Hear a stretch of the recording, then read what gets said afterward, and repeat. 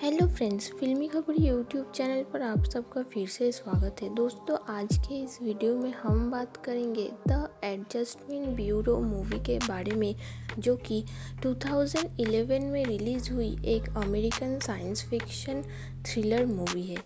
Movie की कहानी शुरू होती है और हमें देखने को मिलता है congressman David Norris United states के सेनेट के चुनाव के लिए खड़े होते हैं।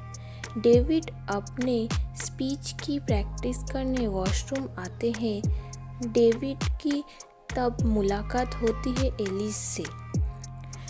एलिस डेविड से पूछती है, तुम क्या करते हो? डेविड कहता है वो सेनेट के चुनाव के लिए खड़ा हो रहा है और वो अभी बहुत नर्वस है। एलिस उसे कुछ सुझाव देती है और वो दोनों एक साथ काफ़ी देर तक बात करने लगते हैं। एलिस कहती है वो एक्चुअली एक आदमी की वेडिंग खराब करके वॉशरूम में छुपी हुई है। इसके बाद ये दोनों किस करते हैं, पर डेविड को ढूंढते हुए एक आदमी वॉशरूम चला जाता है और एलिस वहाँ से भाग जाती है। पर डेविड को इस लड़की का नाम पता चलता नहीं है। इस लड़की से इंस्पायर होके वो एक दूसरी ही स्पीच सुनाता है और कैंपेन में सबका फेवरेट बन जाता है। इसके ठीक एक महीने बाद डेविड किसी काम से बाहर जा रहा होता है मेडिसन स्क्वायर पार्क में, और डेविड के घर के पास में हैरी मिचेल नाम के एक आदमी को एक असाइनमेंट मिलता है अपने सुपीरियर से, जहां उसे 7:05 पर डेविड की शर्ट पर कॉफ़ी गिराना होगा जिससे उसका बस मिस हो जाए। पर हैरी की आँख लग जाती है और डेविड बस पकड़ लेता है। डेविड बस में एलिस से मिलता है और एलिस उसे अपना फ़ोन नंबर देती है। डेविड जल्द ही ऑफिस पहुंच जाता है और देखता है ऑफिस के सारे लोग कैसे कठपुतलियों की तरह खड़े हैं। डेविड भागने की कोशिश करता है पर वो पकड़ा जाता है और उसे एक वेयरहाउस में रखा जाता है। रिचर्डसन नाम के एक आदमी वहाँ पर आते हैं और एडजस्टमेंट ब्यूरो नाम की एक संस्था के बारे में बताते हैं, जिनका काम है लोगों की ज़िंदगी को एक प्लान अनुसार चलाना, और ये सब कुछ होता है चेयरमैन के मर्जी से। ब्यूरो के लोग डेविड से एलिस का फ़ोन नंबर छीन लेते हैं और जला देते हैं। अगर डेविड ने ब्यूरो के बारे में किसी से कुछ कहा तो डेविड की याददाश्त मिटा दी जाएगी और डेविड को एमिली से दोबारा मिलने के लिए मना किया जाता है। 3 साल के बाद डेविड एक दिन बस के एक विंडो से एलिस को देखता है और उसे फॉलो करता है। वो एलिस से कहता है 3 साल से वो इसी बस से सफ़र करता है, इसी आशा से कि शायद उसकी मुलाकात एलिस से हो जाए। डेविड को पता चलता है एलिस एक कॉन्टेम्पररी बैले डांसर है।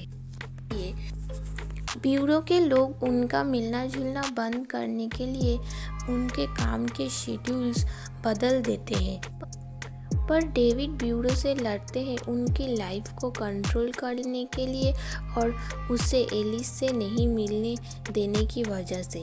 इस भागम दौड़ी के समय पर ब्यूरो के लोग एक ऐसे दरवाजे का इस्तेमाल करते हैं जिससे वो आसानी से बहुत दूर तक जा सके। सीनियर ऑफिसर थॉमसन डेविड का केस अपने हाथों में लेते हैं और उसे वेयरहाउस ले आते हैं। डेविड कहता है उसे अपनी ज़िंदगी का डिसीजन लेने का पूरा हक है। थॉमसन कहते हैं जब भी इंसानों को अपनी ज़िंदगी का डिसीजन लेने को दिया गया है, तभी इंसानों ने सब कुछ बर्बाद कर दिया है, जैसे रोमन साम्राज्य का पतन, अंधकार युग, विश्व युद्ध दुनिया को देखने को मिला है। थॉमसन कहता है एलिस के बिना तुम प्रेसिडेंट बन सकते हो और एलिस एक वर्ल्ड फेमस डांसर और कोरियोग्राफर बन सकती है, पर अगर तुम दोनों साथ रहे तो तुम्हारा भविष्य बर्बाद हो जाएगा। थॉमसन अपने पावर का यूज़ करते हुए एलिस को डांस के दौरान इंजर्ड कर देता है और डेविड इससे डर जाता है और उसे हॉस्पिटल में ही छोड़ के चला आता है। 11 महीनों के बाद जब डेविड फिर से कैंपेन शुरू करता है, चार्ली जो कि उसका मैनेजर है और बहुत पुराना दोस्त है, उसे एलिस के वेडिंग के बारे में बताता है। हैरी डेविड से कांटेक्ट करता है बारिश के दौरान और पानी में, क्योंकि ब्यूरो पानी में किसी को ट्रैक नहीं कर पाता है। हैरी डेविड को दरवाजे के बारे में बताता है जिससे वो ब्यूरो तक पहुंच सके। शादी के ठीक पहले डेविड एलिस से मिलता है और उसे एडजस्टमेंट ब्यूरो के बारे में बताता है और कहता है इस वजह से डेविड एलिस को छोड़ के चला गया था। एलिस को कुछ समझ नहीं आता है।